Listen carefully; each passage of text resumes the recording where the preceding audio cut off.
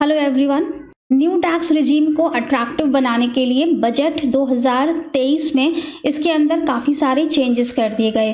अगर आप new tax regime को ऑप्ट करते हैं तो यहाँ पर कुछ डिडक्शंस अलाउड कर दिए गए हैं।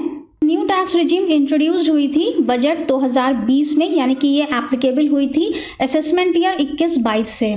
बजट 2023 में जो प्रोविजंस आए हैं वो एप्लीकेबल होंगे असेसमेंट ईयर 24-25 से। तो बेसिकली आज का जो वीडियो है वो असेसमेंट ईयर 24-25 से रिलेट करता है। 24-25 में आपको ये बेनिफिट्स मिलेंगे अगर आप न्यू टैक्स रिजीम में ऑप्ट करते हैं। अभी जो हमारा करंट असेसमेंट ईयर चल रहा है 23-24, जिसकी हम ITR फाइल करेंगे और जिसकी लास्ट डेट होगी 31 जुलाई 2023, उसके लिए ये प्रोविजंस एप्लीकेबल नहीं है। तो बजट 2023 में जो कि एप्लीकेबल होगा असेसमेंट ईयर 24-25 से, उसमें न्यू टैक्स रिजीम को डिफ़ॉल्ट टैक्स रिजीम बना दिया गया है। मतलब जब आपका इनकम टैक्स रिटर्न ओपन होगा तो वो डिफ़ॉल्ट टैक्स रिजीम यानी कि न्यू टैक्स रिजीम पर ही ओपन होगा। वहाँ पर जो भी कैलकुलेशंस होंगी या जो भी टैक्स रेट लगेंगे वो सारे न्यू टैक्स रिजीम के हिसाब से ही लगेंगे। ओल्ड टैक्स रिजीम का ऑप्शन वहाँ पर रहेगा, लेकिन अगर आपको ओल्ड टैक्स रिजीम में जाना है तो आपको एक फॉर्म फिलअप करना होगा, तभी आप ओल्ड को ऑप्ट कर पाएंगे। अब क्योंकि न्यू टैक्स रिजीम को डिफ़ॉल्ट टैक्स रिजीम बना दिया, इसलिए TDS अंडर सेक्शन 192 जो कि सैलरी पर TDS डिडक्ट होता है वो भी न्यू टैक्स रिजीम के रेट्स के हिसाब से ही डिडक्ट होगा। लेकिन एक कंडीशन है कि अगर एम्प्लॉय अपने एम्प्लॉयर को इंटीमेट नहीं करता है कि वो कौन सी रिजीम के हिसाब से जाएगा, तो एम्प्लॉयर बाय डिफ़ॉल्ट उसका TDS न्यू रिजीम के रेट्स के हिसाब से ही डिडक्ट करेगा। ओल्ड रिजीम में अगर आप जाते हैं तो आपको काफ़ी सारे डिडक्शंस और एग्जेम्पशंस का बेनिफिट मिलता है। अगर आपका एम्प्लॉयर न्यू के हिसाब से आपका टैक्स डिडक्ट करेगा तो वो काफ़ी ज़्यादा होगा, क्योंकि वहाँ पर कोई भी डिडक्शंस वो शो नहीं करेगा। तो इस चीज़ का आपको ध्यान रखना है और अपने एम्प्लॉयर को इंटीमेट कर देना है ईयर के स्टार्टिंग में ही कि आप कौन सी रिजीम के हिसाब से अपनी टैक्स कैलकुलेशंस करवाएंगे। बजट 2020 में जब ये न्यू टैक्स रिजीम आई थी तो इसमें कोई भी डिडक्शंस या फिर कोई भी एग्जेम्पशंस का बेनिफिट नहीं दिया गया था, लेकिन अब इसे अट्रैक्टिव बनाने के लिए बजट 2023 में इसमें कुछ डिडक्शंस अलाउड कर दिए गए हैं, जो कि आज की वीडियो में हम देखेंगे। और वीडियो स्टार्ट करने से पहले बहुत ज़रूरी एक बात कि सैलरीड पर्सन्स और पेंशनर्स के लिए यहाँ पर ऑप्शन है कि वो न्यू से ओल्ड के अंदर और ओल्ड से न्यू के अंदर स्विच कर सकते हैं एवरी ईयर। मतलब हर साल उनके पास ये ऑप्शन रहेगा कि चाहे तो वो न्यू में जा सकते हैं और चाहे तो वो ओल्ड को ऑप्ट कर सकते हैं, कोई रेस्ट्रिक्शन नहीं है। लेकिन अगर सैलरी के साथ साथ आपकी बिजनेस इनकम भी है या फिर आप टोटली बिजनेस पर्सन हैं, प्रोफेशनल हैं, कंसल्टेंट हैं, फ्रीलांसर हैं, या कहीं से भी आपकी कोई बिजनेस या प्रोफेशन से रिलेटेड कोई भी इनकम आ रही है, तो आपको ये मौका हर साल नहीं मिलेगा कि आप स्विच कर लें। वो लोग पूरी लाइफ टाइम में सिर्फ एक बार ही न्यू स्कीम से ऑप्ट आउट कर सकते हैं। जैसे कि मान लीजिए कि आपने इस साल न्यू रिजीम को सेलेक्ट कर लिया और अगले साल आपको लगता है कि आपने काफ़ी सारे इन्वेस्टमेंट्स करवा दिए हैं और आपको ओल्ड में चले जाना चाहिए, तो ये मौका आपको सिर्फ एक बार ही मिलेगा कि आप न्यू को छोड़कर ओल्ड में फिर से वापस चले जाएं। पूरे होल लाइफ टाइम में आपको सिर्फ एक बार ही ये मौका मिलेगा कि आप न्यू स्कीम को छोड़ के ओल्ड में चले जाएं। तो ये डिफरेंस है यहाँ पर सैलरीड और बिजनेस पर्सन्स के लिए। अगर आपको सिर्फ इंटरेस्ट इनकम अर्न हो रही है तो वो डिपेंड करेगा कि इंटरेस्ट इनकम कहाँ से आ रही है।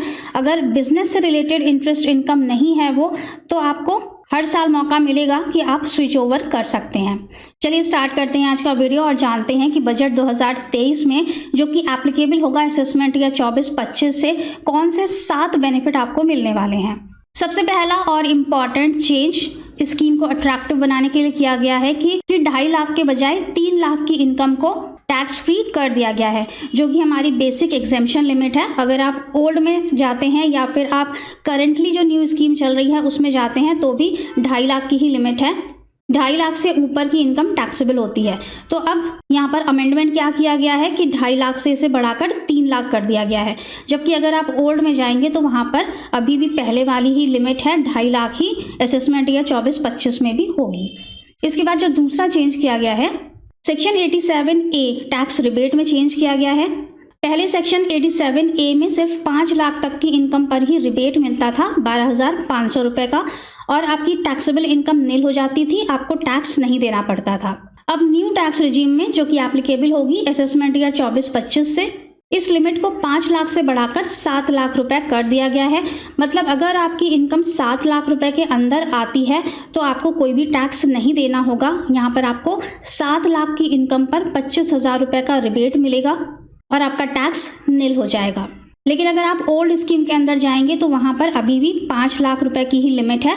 अगर आपकी इनकम 5 लाख रुपए तक है तो आपको 12,500 का रिबेट मिलता है और वहाँ पर आपका टैक्स निल हो जाता है। तो इस स्कीम को अट्रैक्टिव बनाने के लिए इन्होंने 5 लाख रुपए से बढ़ाकर लिमिट को 7 लाख रुपए कर दिया है।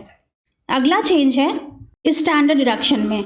ओल्ड स्कीम में जाते हैं हम तो हमें सैलरीड पर्सन्स और पेंशनर्स के लिए स्टैंडर्ड डिडक्शन मिलता है 50,000 रुपए का सैलरी अमाउंट से या पेंशन अमाउंट से।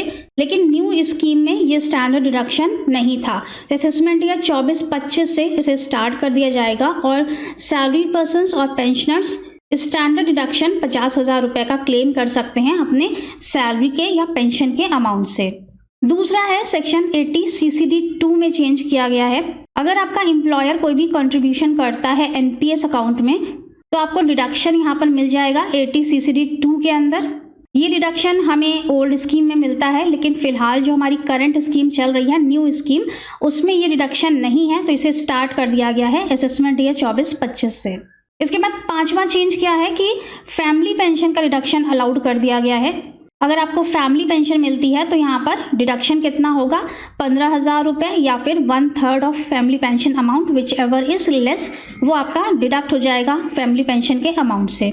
अगर आपको सैलरी के साथ साथ फैमिली पेंशन भी मिलती है तो सैलरी से भी आपको 50,000 रुपये का डिडक्शन मिलेगा और इन एडिशन फैमिली पेंशन से भी आप ये डिडक्शन क्लेम कर सकते हैं। नेक्स्ट है हायर इनकम इंडिविजुअल्स के लिए जिनकी की इनकम 5 करोड़ के ऊपर है, उनके लिए सरचार्ज के रेट को कम कर दिया गया है। पहले 37% का सरचार्ज लगता था, अब उसे रिड्यूस करके 25% कर दिया गया है। तो असेसमेंट ईयर 24-25 से हायर इनकम ग्रुप जिनकी इनकम 5 करोड़ के ऊपर है उनको सिर्फ 25% का सरचार्ज देना होगा। इसके बाद है लीव इनकैशमेंट का एग्जेम्पशन। ये प्रोविजन सिर्फ नॉन गवर्नमेंट एम्प्लॉयज के लिए है, गवर्नमेंट एम्प्लॉयज के लिए नहीं है। नॉन गवर्नमेंट एम्प्लॉयज को जो भी लीव इनकैशमेंट मिलता है रिटायरमेंट पर, उसके एग्जेम्पशन की लिमिट को यहाँ पर बढ़ा दिया गया है। पहले 3 लाख रुपए तक का एग्जेम्पशन मिलता था, अब इसे बढ़ाकर 25 लाख रुपए कर दिया है। ये एग्जेम्पशन भी हमें ओल्ड रिजीम के अंदर ही मिलता है, न्यू में नहीं है।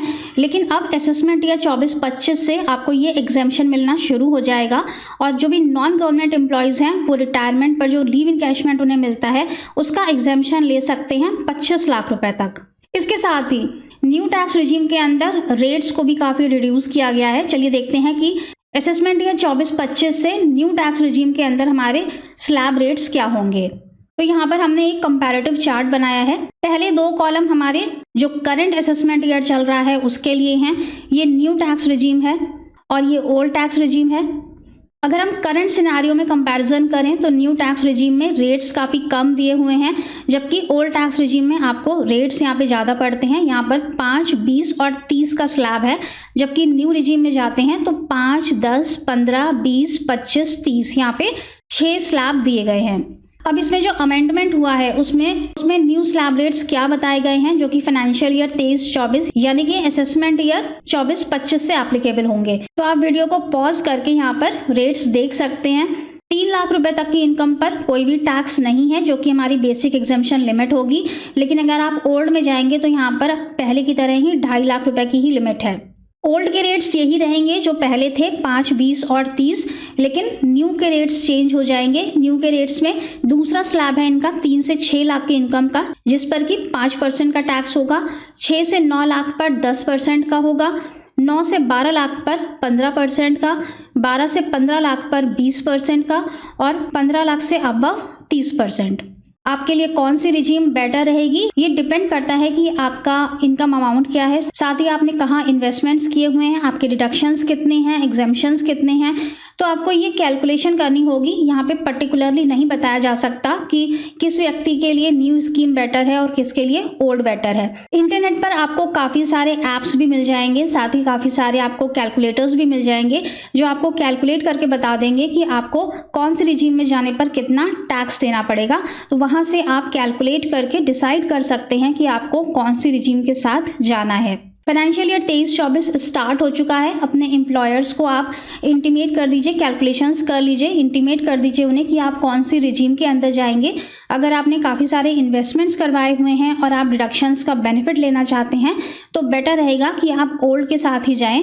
और अगर आपकी अभी नई जॉब है, आपने ज़्यादा इन्वेस्टमेंट्स नहीं किए हुए हैं, तो बेटर रहेगा कि आप न्यू के साथ जाएं। लेकिन पहले आप एक कैलकुलेशन करके देख लीजिएगा कि आपके लिए कौन सी स्कीम बेटर रहेगी, किसमें आपको कम टैक्स देना पड़ेगा। साथ ही अपने एम्प्लॉयर को इंटीमेट कर दीजिए कि कौन सी स्कीम में आप जाना चाहते हैं, जिससे कि अकॉर्डिंगली वो आपका TDS डिडक्ट कर ले। तो बस फ्रेंड्स, आज के वीडियो में इतना ही। होप कि वीडियो आपके लिए यूजफुल रहा होगा। Thank you so much for watching this video. मिलते हैं नेक्स्ट वीडियो में। Till then stay safe and healthy. Bye bye.